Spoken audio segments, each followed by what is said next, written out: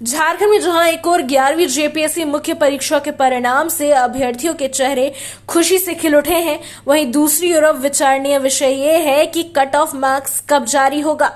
क्या cut off के तुरंत बाद ही इंटरव्यू की प्रक्रिया भी शुरू होगी या इसमें भी छात्रों को लंबा इंतजार करना पड़ सकता है।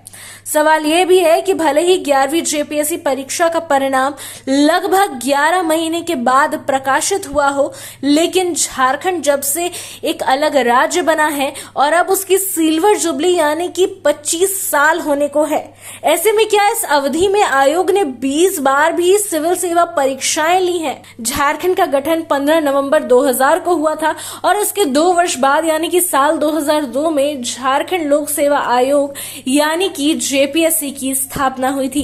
पहली सिविल सेवा परीक्षा 2003 में आयोजित की गई थी, जिसमें लगभग 80,000 उम्मीदवारों ने भाग लिया था। प्रारंभिक परीक्षा में गड़बड़ी के कारण इसे रद्द कर दोबारा 18 जनवरी 2004 को परीक्षा कराई गई, जिसका परिणाम 27 अप्रैल 2004 को जारी हुआ था। लेकिन इसके बाद भी मुख्य परीक्षा व साक्षरता में कई अनियमितताएं सामने आई थी।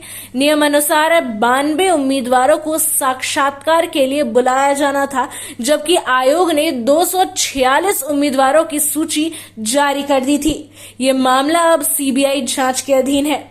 दूसरी सिविल सेवा परीक्षाओं की बात करें तो ये परीक्षा 175 पदों के लिए आयोजित की गई थी। मुख्य परीक्षा का परिणाम 9 अक्टूबर 2007 को जारी हुआ था। ऐसे में कुछ समय बाद आयोग ने एडिशनल रिजल्ट जारी किया, जिससे साक्षरता के लिए अतिरिक्त 250 उम्मीदवारों को बुलाया गया था। इस निर्णय से विवाद खड़ा हो गया और उत्तर पुस्तिकाओं में गड़बड़ी के भी आरोप लगे थे। तीसरी सिविल सेवा परीक्षाओं की बात करें तो इस परीक्षा में अंतिम मेरिट लिस्ट को लेकर विवाद हुआ था।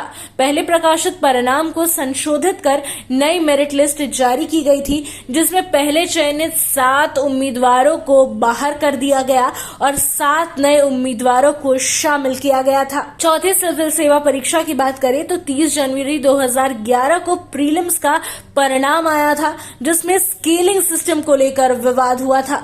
परिणाम में 3 बार संशोधन हुआ। अंतिम परिणाम में 3513 उम्मीदवार सफल घोषित किए गए, लेकिन पहले से सफल कुछ उम्मीदवारों को बाद में असफल घोषित कर दिया गया था, जिसके लिए विवाद हुआ था। 5वीं सिविल सेवा परीक्षा की बात करें तो परीक्षा 5 दिसंबर 2013 को हुई थी।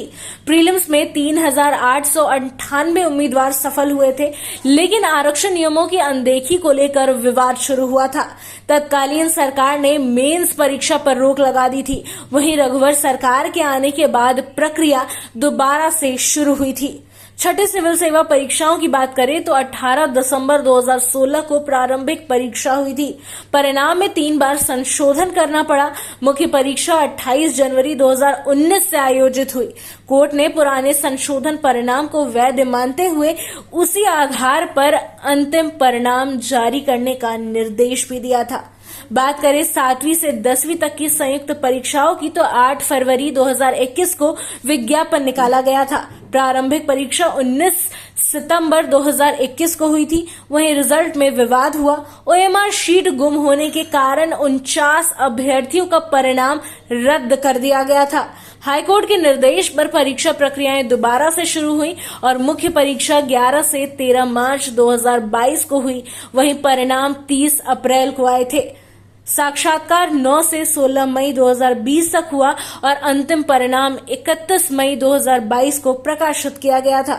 ऐसे में झारखंड के गठन के 24 वर्षों में केवल 8 बार ही जेपीएससी की सिविल सेवा परीक्षाएं हो पाई हैं और उनमें भी सभी मामले कोर्ट तक पहुंच ही चुके हैं।